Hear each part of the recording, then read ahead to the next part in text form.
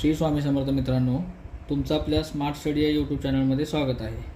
तुम्ही जर माझ्या चॅनलवर नवीन असाल तर प्लीज माझ्या चॅनलला लाईक, शेअर आणि सबस्क्राईब करा. मित्रांनो, Maharashtra board 2026-27 new syllabus third स्टँडर्डचे सर्व सब्जेक्ट टेक्स्टबुकमधील लेसन तुम्हाला आपल्या स्मार्ट स्टडी या यूट्यूब चॅनलवर भेटतील.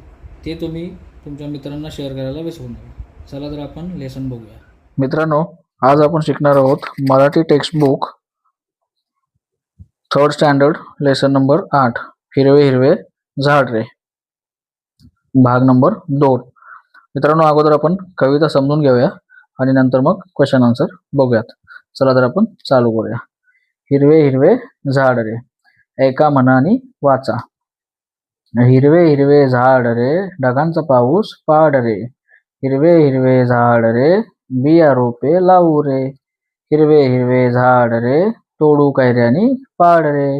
हिरवे हिरवे झाड रे, वने औषधी खान रे. हिरवे हिरवे झाड रे, सारे गाती गुणगान रे. आणि या कवितेचे कवी कोण आहेत? विलास सिंदगीकर. आता आपण कविता समजून घ्या, याच्यामध्ये कवी आपल्याला काय सांगतायत ते. ठीक आहे, इथे लहान मुलं खेळत आहेत, तर ही लहान मुलं झाडाला बोलतायत किंवा कवीने असं दाखवलं आपल्याला की मुलं झाडाशी बोलतायत. काय बोलतायत? तर हिरवे हिरवे झाड रे, ढगांचा पाऊस पाड रे. तर मुलं झाडाला काय बोलतायत की ढगांचा पाऊस पाड, म्हणजे झाडं आपल्याला पाऊस पडण्यासाठी मदत करतात. त्यामुळे मुलं त्यांना बोलतात की हिरवे हिरवे झाड रे, ढगांचा पाऊस पाड रे, म्हणजे तो पाऊस पडायला मदत कर.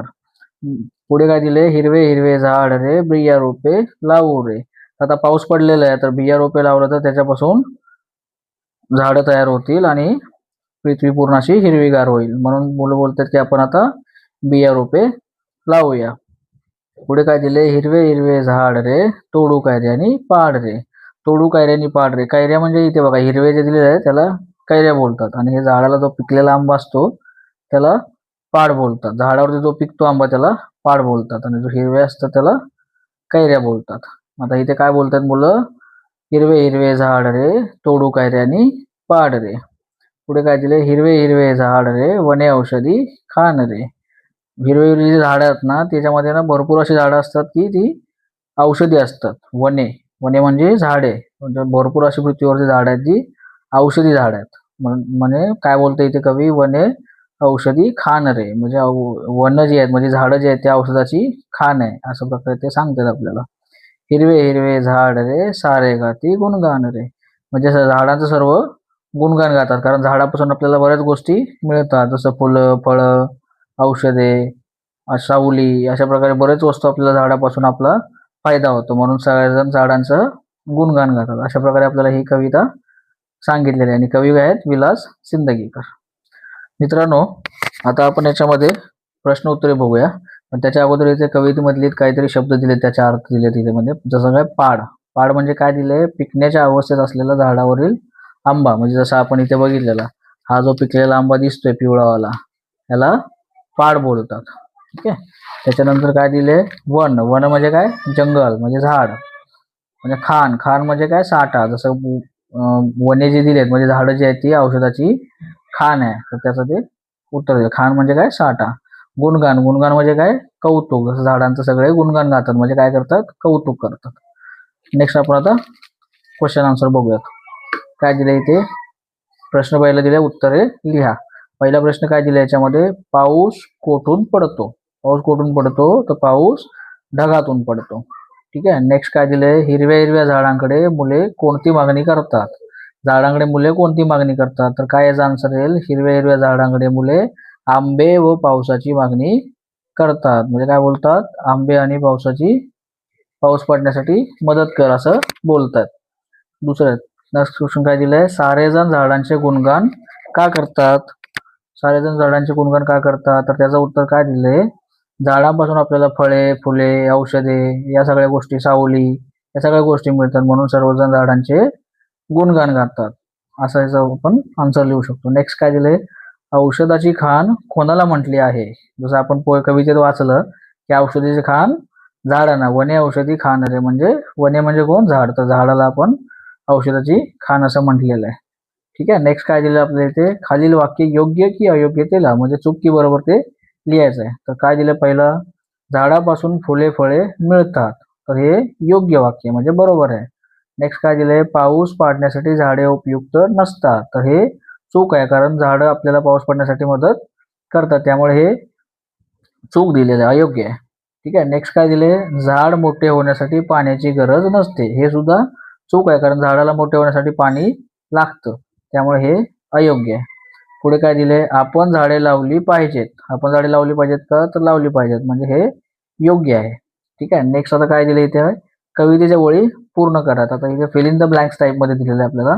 तर हिरवे हिरवे झाड रे, तोडू काय रे आणि पाड रे, हिरवे हिरवे झाड रे, वने औषधी खाण रे. आता हे आपण जसं कवितेत बघितलं तेच इथे कवितेचं कडवं दिलेलं आहे, आपण ते पूर्ण केलेलं आहे.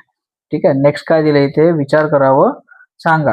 काय विचार करायचा सांगायचं सांगितले, कवितेतील हिरव्या हिरव्या झाडांचे वर्णन तुमच्या शब्दामध्ये करा. म्हणजे आपल्याला आपल्या शब्दामध्ये कवितेत दिलेल्या हिरव्या हिरव्या झाडांचं वर्णन करायचं आहे.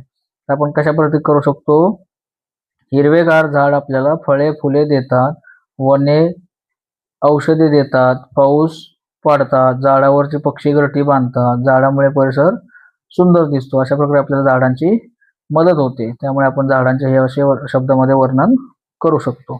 नेक्स्ट काय दिले, झाडांचे तुम्हाला माहीत असणारे विविध उपयोग सांगा. तर झाडापासून आपण काय काय झाडे आपल्याला कशासाठी उपयोगी पडतात ते आपण ते उपयोग लिहायचा त्याचा. तर काय लिहू शकतो पहिला, तर झाडे आपल्याला प्राणवायू म्हणजे ऑक्सिजन, सगळ्यात महत्वाचं हे आपल्याला झाडापासून काय मिळतं, ऑक्सिजन. माणसाला जगण्यासाठी ऑक्सिजन महत्वाचा असतो, तर ते आपल्याला झाडापासून मिळतो, म्हणून झाड आपल्याला महत्वाचे असतात. त्याच्यानंतर झाड आपल्याला सावली देतात. नेक्स्ट काय दिले, पक्ष्यांना निवारा मिळतो, आपल्याला लाकूड मिळतं. पक्ष्यांना जे पक्ष घरटे बांधून त्याच्यावरती राहतात, तर त्यामुळे पक्ष्यांना निवारा मिळतो झाडामुळे, आणि आपल्याला लाकूड मिळतं झाडापासून.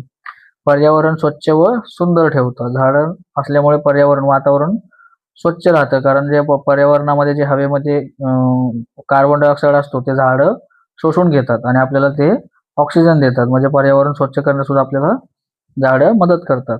नेक्स्ट आपण काय लिहू शकतो, तर झाडांपासून आपल्याला फळे फुले औषधे या सगळ्यांचा उपयोग होतो, हे सर्व आपल्याला झाडापासून मिळतं. तर अशा प्रकारे आपण हे लिहू शकतो. नेक्स्ट काय दिले ते, खेळूया शब्दांची. ठीक आहे.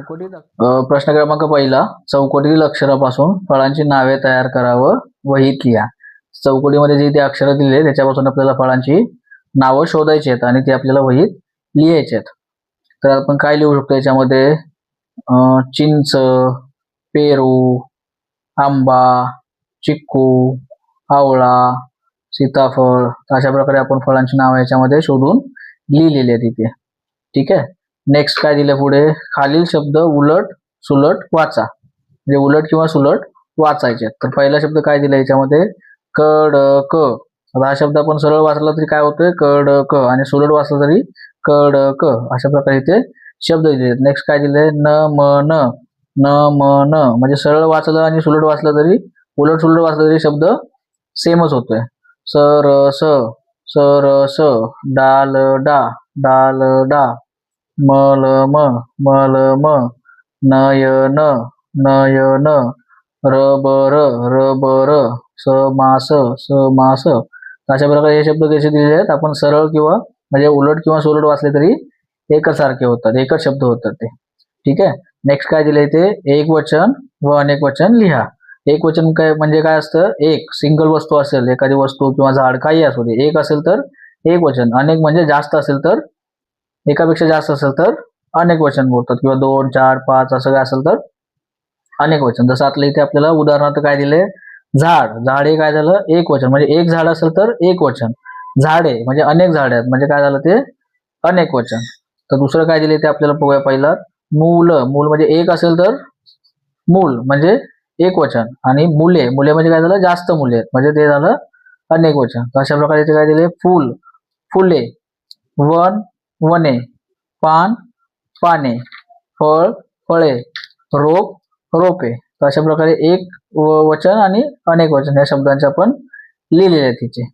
ठीक आहे. नेक्स्ट काय दिले इथे, खालील शब्दासाठी यमक जुळणारे शब्द लिहा. तर या कवितेमध्ये दिलेले यमक जुळणारे शब्द आपल्याला लिहायचे आहेत. तर पहिला शब्द काय याच्यामध्ये, झाड. झाडाला यमक काय येतो कवितेमध्ये आपण वाचलेला, पाड. अशा प्रकारे झाड. पाड. परत नेक्स्ट काय आहे हिरवा, हिरवाचं काय होतं गारवा. नेक्स्ट काय दिलंय खान, वान, वन, वनचं काय येतं धन किंवा मन दोन्ही लिहू शकतो आपण, धन मन.